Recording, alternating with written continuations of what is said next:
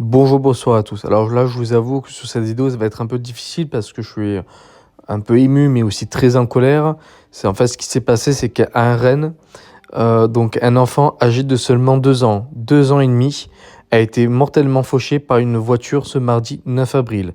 Mais en plus, le conducteur, un homme de 40 ans, est en situation irrégulière en France, a été arrêté et placé en garde à vue pour homicide involontaire par conducteur non titulaire du permis de conduire. Alors déjà d'une, il est irrégulier en France. Il a pas à être là en fait. Il a pas à être là.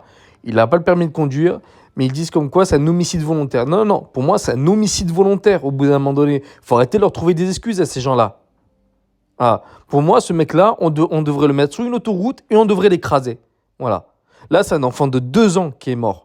Ce sont des parents qui sont en deuil, peut-être des grands-parents, peut-être des frères et sœurs. C'est honteux.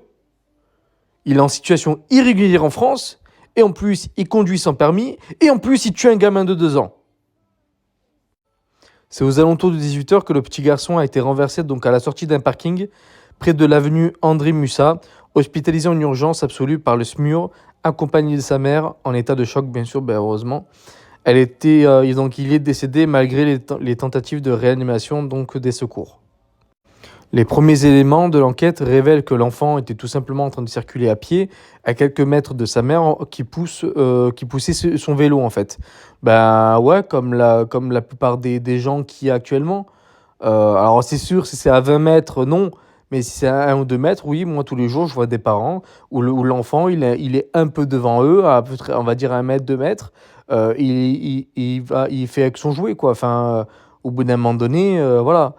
Et là, apparemment, un véhicule avançant à très faible allure, conduit par un ressortissant donc géorgien, né en 1983, en situation irrégulière sur le territoire national, sous OQTF en plus, non titulaire du permis de conduire, l'a percuté.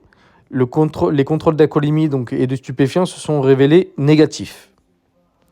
Donc, peu importe qu'il soit à faible allure ou pas, moi, ce que je vois, c'est que le mec, il est en situation irrégulière en France, sous EQTF, il conduit sans permis et en plus, il fauche un enfant. Voilà. Alors après, bien sûr, pas la faute des parents, mais c'est sûr, si vous êtes derrière votre enfant, vous êtes à 10 mètres de lui, derrière lui, ou devant lui, c'est pas bon. Votre enfant, vous devez quand même garder un minimum de contrôle sur lui. Là, la mère, bon, de toute façon, la mère, je pense elle va s'en vouloir toute sa vie, en partie, je pense.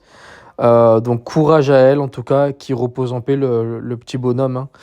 Hein. Moi, je trouve ça honteux, voilà, je trouve ça honteux. Vraiment honteux, c'est moi, ça me met en colère. J'en ai marre, en fait.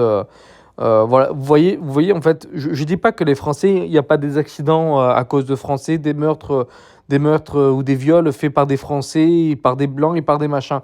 Je dis pas ça. Mais, bon là c'est un Géorgien, mais la plupart des problèmes qu'on a actuellement en France viennent des étrangers et étrangers irréguliers. Si là, cet homme était reparti de son pays, l'enfant ne serait pas mort. L'enfant ne serait pas mort. Et il y a combien de cas comme ça? Il y en a combien?